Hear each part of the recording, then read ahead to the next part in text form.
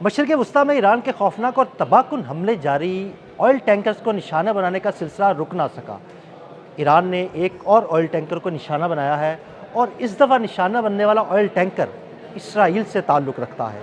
आमिर रज़ा से इस सारी सूरत हाल के बारे में बात करते हैं। आमिर भाई, मुख्तलिफ ममालिक के ऑयल टैंकर्स को तो निशाना बनाया जा रहा था, इसराइल का ऑयल टैंकर भी अब जद में आ गया है। देखिए, ये दूसरा ऑयल टैंकर है जो कि जद में आया है और ये इसराइल का है।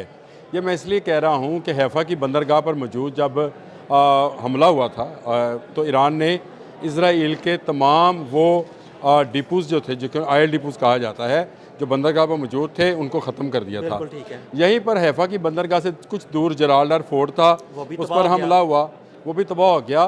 तो उसके बाद से ये एक चोर रास्ता था जो ईरान ने आज बंद कर दिया। इससे पहले इसने एमिरेट्स के ज़रिए भी एक फ्यूलिंग के लिए कल था एक उनका वेसल, उसको भी निशाना बनाया था, अगर आपको याद है तो। ये भी एक इजरायली कंपनी का ही जो था वेसल था।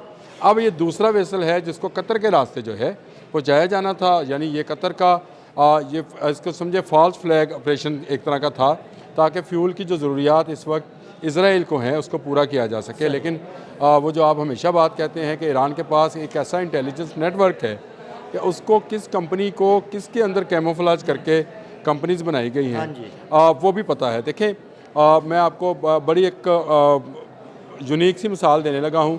आपको याद है कुछ अर्सा पहले पेजर्स फटे थे। हाँ जी, बिल्कुल। अच्छा, उस पेजर्स की जब कहानी सामने आई तो मुसाद ने एक किसी मुसलमान मुल्क के अंदर एक कंपनी रजिस्टर कराई थी, जिस कंपनी को उन्होंने कैमोफ्लेज किया एक और कंपनी के अंदर। इस तरह 3-4 हाथ के बाद जो पहली कंपनी थी वो इसमें से गायब हो गई, ऐसे ही है, और नई कंपनी आ गई। अच्छा, उस कंपनी से बाय किए गए, बने वो इसराइल में, उसमें बॉम्ब्स लगे, उसमें सारा कुछ हुआ। ये एक कैमोफ्लेजिंग सिस्टम था।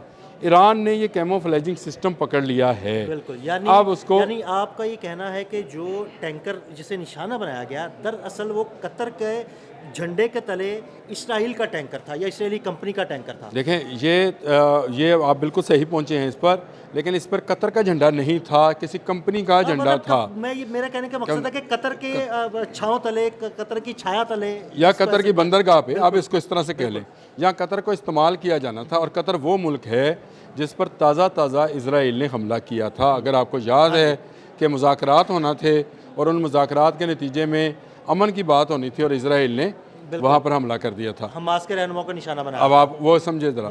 तो ये ईरान ने ये जो प्रॉक्सीज़ हैं कंपनीज़ के हवाले से, इसका पूरा नेटवर्क है जिसको पकड़ रखा है। उनके पास तमाम लिस्टें मौजूद हैं, कौन सी कंपनी कब रजिस्टर्ड होती है, कब वो अनरजिस्टर्ड की जाती है, कब वो बिक जाती है, फिर तीसरे चौथे पाँचवें हाथ जाकर कंपनी का नाम ही और उसकी ओरिजिन जो है वो तब्दील हो जाए। आप मेरे ख्याल कंपनी लॉ को जानते हैं। हाँ जी, बिल्कुल। तो ओरिजिन चेंज हो जाता है। जब ओरिजिन चेंज हो जाता है तो उसके बाद उसको यहूदी जिस तरह चाहें इस्तेमाल कर लें।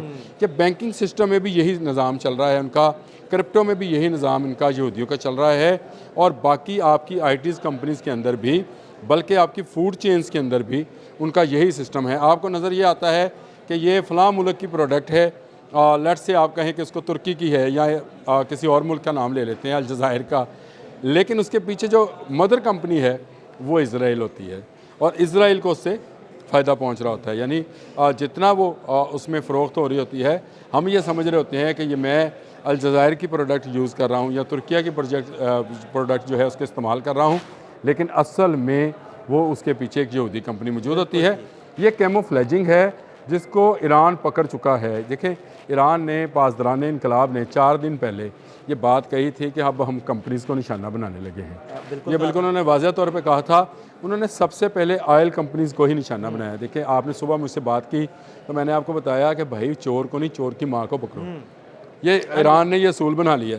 अब चोर की माँ क्या था कि जो A to A रीफ्यूलिंग थी, तो वो चाहे इराक में थी, चाहे सऊदी अरब में थी, चाहे तेलेबसी में थी, उन्होंने उसको निशाना बनाया। उन जहाज़ों को निशाना बनाया। अब उनके जो मालियाती जो उनका ऑयल वेसल्स हैं, ये जिस कंपनी को कैमोफ्लेज किया गया है, ये लिस्टें उनको कहीं ना कहीं से इसराइल के अंदर से मिली हैं, और उनको पता है कि बाज़ाहिर ये कंपनी आपको एक दुबई मार्का किसी शेख की कंपनी नज़र आएगी, लेकिन उसकी मदर कंपनी जो है वो पीछे जाकर यहूदी चला रहे होंगे, उसको भी अब निशाना बनाया जाएगा। ये एक बहुत बड़ा मालियाती नेटवर्क है जो इसराइल ने बना रखा है, और इसी नेटवर्क के ज़रिए पूरी दुनिया में ये स्मगलिंग करते हैं। ना सिर्फ ऑयल की बल्कि ये बाकी प्रोडक्ट्स की भी स्मगलिंग करते हैं और बाकी असले की स्मगलिंग भी करते हैं, जो इनकी प्रॉक्सीज पूरी दुनिया में दहशतगर्दी फैलाती हैं। लेट्स से हमें बलूचिस्तान में जो सामना है उसमें हमने इजरायली बंदूकें पकड़ी हैं। तो इसका मतलब ये है कि ये सारा का सारा नेटवर्क जो है ये इन्हीं ऐसी ही कंपनीज़ के ज़ेरे साया जो है चल रहा होता है। आपको सामने प्रोडक्ट कुछ नज़र आती है, झंडा किसी का लगा होता है, पोती प्रोडक्ट किसी के है और फ़ायदा जाके चौथे पाँचवें घर में दे रही होती है। ये वेसल जो हैं ये निशाना बने और मेरा ख्याल ये है कि ये एक ऐसी वार्निंग है तमाम उन मुल्कों के लिए जो इज़राइल के लिए इसमें सहूलतकारी का काम कर रहे हैं, चाहे वो सऊदी अरब है, चाहे वो अमीरात है, चाहे वो आपका बहरीन है या कतर है या इराक़ है, कुवैत है। इन तमाम ममालिक के लिए ईरान ने बाकायदा एक वार्निंग जारी कर दी है कि अब आपकी ये कैमोफ्लेजिंग कंपनीज़ जो हैं इनको निशाना बनाया जाएगा, लेकिन इसको कतर पे हमला मत समझा जाए, इसको सऊदी अरब पे हमला मत समझा जाए, इसको दुबई पे या अमीराट्स पे हमला ना समझा जाए। ये उन कंपनीज़ को निशाना बनाया जाएगा। यानी जिस कंपनी का किसी भी तरह से इसराइल या अमेरिका के साथ ताल्लुक़ होगा हम उसको निशाना बनाएंगे, किसी मुल्क पर हमला नहीं करेंगे। देखिए हर उस कंपनी को आपने बिल्कुल सही कहा, निशाना बनाया जाएगा जो ईरान पर हमलावर होने वाले इन दो मुल्कों की मावनत भी करेंगे। बिल्कुल बिल्कुल। देखिए ये कंपनीज़ हैं, अगर आप किसी कंपनी के ज़रिए पेमेंट कर लेट्स से स्विट्ज़रलैंड से असला लेते हैं, मैं एक मिसाल सिर्फ दे रहा हूँ, आप लेते हैं तो इसका मतलब है कि वो कंपनी इन्वॉल्व है ईरान के बच्चों के मिनाब स्कूल पर हमला करने में। बिल्कुल। अगर आप टोमाहॉक के लिए पूरी दुनिया में फंडिंग जमा कर रहे हैं, पैसा ट्रांसफ़र कर रहे हैं, तो फिर वो मालियाती इदारे जो हैं वो भी निशाना बनेंगे। तो जो इदारा उस फंडिंग में मुलव्विस होगा फिर आप उसको निशाना तो बनाने का हक रखते हैं। ये कैटेगरी जो है ये उन्होंने तय कर रखी है। उन्होंने 1 2 3 4 5 मैंने एक दिन पहले भी आपके साथ व्लॉग करते हुए कहा था कि ABCD उन्होंने चीज़ें जो हैं वो बना रखी हैं। उनको पता है प्लान A क्या है, B क्या है, C क्या है, D क्या है। अपनी अपनी बारी पर सबको इस नियाज़ में से जो मिसाइल की नियाज़ है और जो ड्रोन्स की जो समझे बरक़ात हैं वो पहुंचाई जाएंगी। अभी इस वेसल को तो पहुंचा दी गई हैं, इससे पहले जलालडार फोर्ट को पहुंचाई गई थी और कल ही जब इन्होंने नई लहर का आगाज़ किया है वादा सादक 4 के तहत, उसमें उन्होंने कुवैत के एयरपोर्ट पर मौजूद भी जो ऑयल के डिपोज़ थे उनको निशाना बनाया है। पहले उसमें एक डिपो को निशाना बनाया था, कल उन्होंने पूरे का पूरा जो डिपोज़ हैं उनको जलाकर राख कर दिए हैं।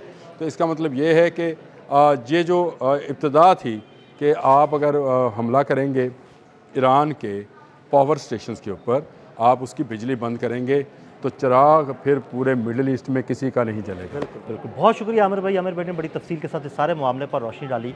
मज़ीद अपडेट्स के लिए हमें फॉलो करते रहें। अदील अहमद और आमिर रज़ा को इजाज़त दीजिएगा। अल्लाह हाफ़िज़।